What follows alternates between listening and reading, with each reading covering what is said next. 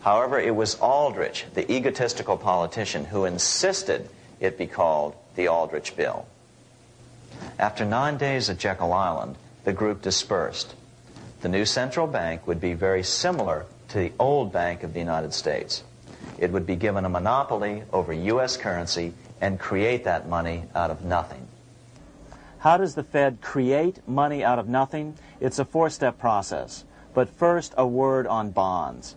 Bonds are simply promises to pay, or government IOUs.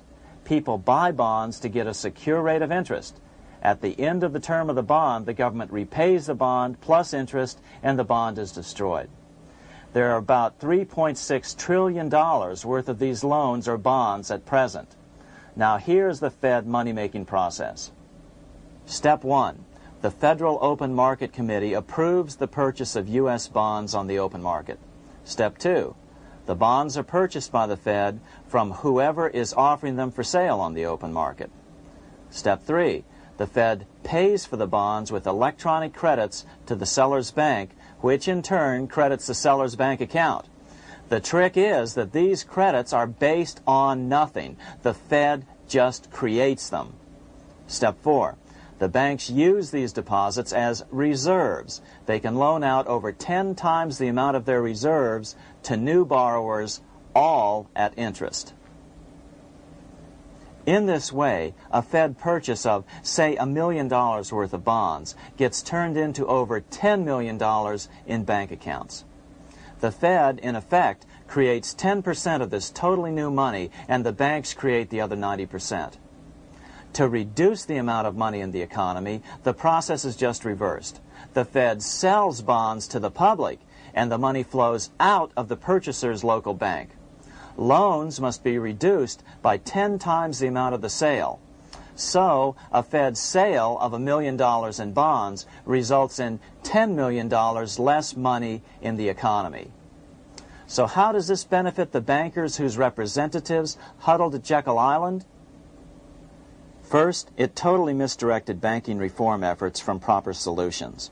Second, it prevented a proper debt-free system of government finance, like Lincoln's greenbacks, from making a comeback. The bond-based system of government finance forced on Lincoln after he created greenbacks was now cast in stone. Third, it delegated to the bankers the right to create 90% of our money supply based on only fractional reserves, which they then loan out at interest. Fourth, it centralized overall control of our nation's money supply in the hands of a few men.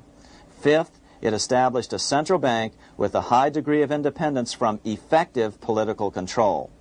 Soon after its creation, the Fed's great contraction in the early 1930s would cause the Great Depression. This independence has been enhanced since then through additional laws. In order to fool the public into thinking the government retained control, the plan called for the Fed to be run by a board of governors appointed by the President and approved by the Senate. But all the bankers had to do was to be sure their men got appointed to the board of governors. That wasn't hard. Bankers have money, and money buys influence over politicians. Once the participants left Jekyll Island, the public relations blitz was on. The big New York banks put together an educational fund of $5 million to finance professors at respected universities to endorse the new bank. Woodrow Wilson at Princeton was one of the first to jump on the bandwagon. But the bankers' subterfuge didn't work.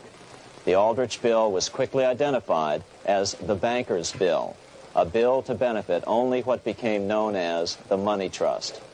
As Congressman Lindbergh put it during the congressional debate, the Aldrich Plan is the Wall Street Plan. It means another panic, if necessary, to intimidate the people.